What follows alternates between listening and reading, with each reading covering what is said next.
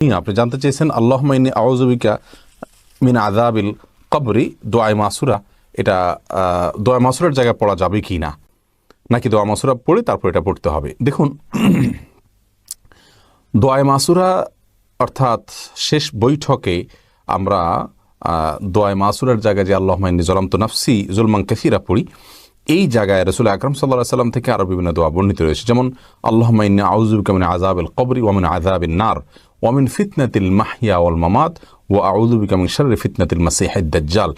এই দোয়া আমরা পড়তে পারি, এটিও হাদিসে রয়েছে। আপনি চাইলে আল্লাহুম্মা ইন্নী যালামতু নাফসি যুলমান কাসীরা ওইটার সাথে এটা পড়তে পারেন, আর চাইলে এটা শুধুমাত্র এটা পড়তে পারেন আল্লাহুম্মা ইন্নী যালামতুর পরিবর্তে, সেটিও জায়েজ রয়েছে।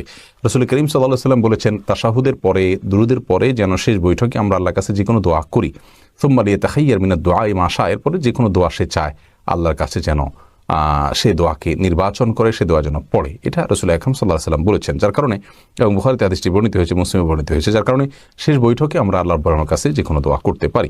আশিকুর রহমান জানতে চেয়েছেন, SMS-এ তালাক দিলে কি তালাক হবে, নাকি মুখ উচ্চারণ করলেই শুধু তালাক হবে? যে স্বামী যদি নিজে SMS-টা লিখে পাঠান তাহলেও তালাক হয়ে যাবে, মুখ উচ্চারণ করতে হবে এমন কোনো কথা না, লিখলেও তালাক হয়ে যায়।